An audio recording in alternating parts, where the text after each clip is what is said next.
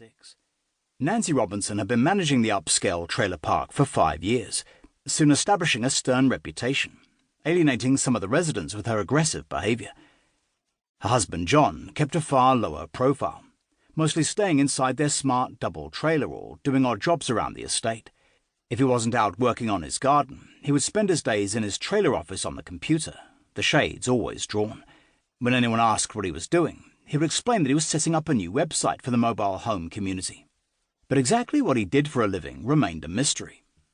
The Robinsons lived well, with a farm in the country, several cars and a truck, even the occasional foreign vacation. Every Christmas and Halloween, Robinson spent hours festively decorating his prized garden and the outside of his trailer. One year he had even dressed up as Santa Claus for the Santa Barbara kids. But there was an undercurrent of gossip about him on the estate.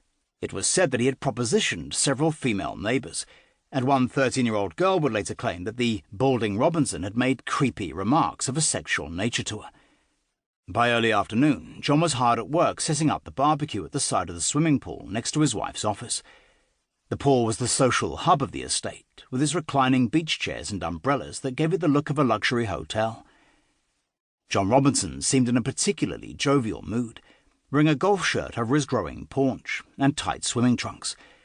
Some would later remember him as the life and soul of the barbecue, cracking jokes as he prepared an endless stream of chicken wings, hot dogs and hamburgers. Even the detectives, watching his every move through long-range cameras, were secretly impressed by his coolness. They wondered whether he'd be quite so happy when they soon moved in to arrest him. But as the sun beat down through the gathering clouds, Robinson didn't appear to have a care in the world, outside of burning the hamburgers. Chapter 1. By Royal Command. John Edward Robinson was born on December 27, 1943, in the Chicago suburb of Cicero, Illinois, the third of 5 children. His father, Henry Robinson Sr., worked as a machinist for Western Electric, and his mother, Alberta, was a homemaker, bringing up John, his older brother, Henry Jr., younger brother Donald, and sisters Joanne and Mary Ellen. The Robinsons were a typical family in Cicero, a largely blue-collar neighborhood on the western border of Chicago.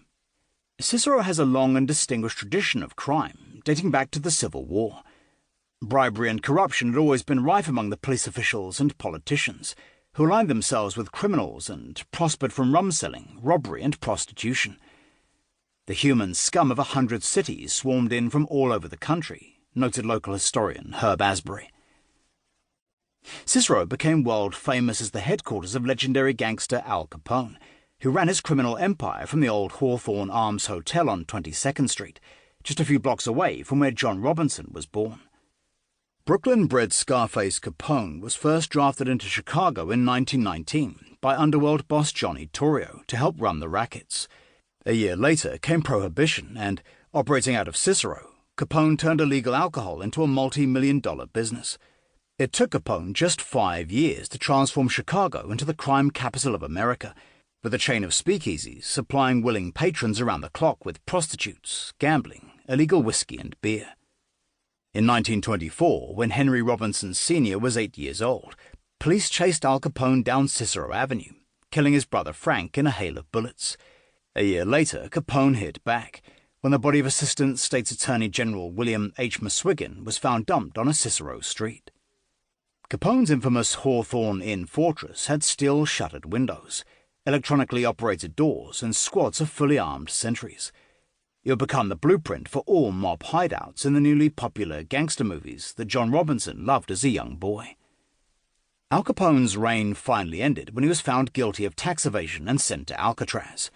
On his release in November 1939, he moved to a secluded Florida estate, where he died a broken man 7 years later of paresis, a brain-destroying disease caused by syphilis.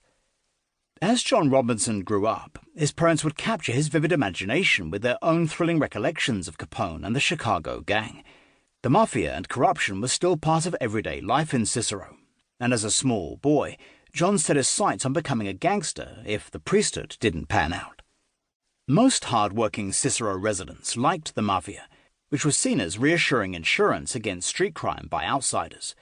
The general feeling was that the gangsters were good to the kids and only hurt their own kind. It was a staunchly working-class town.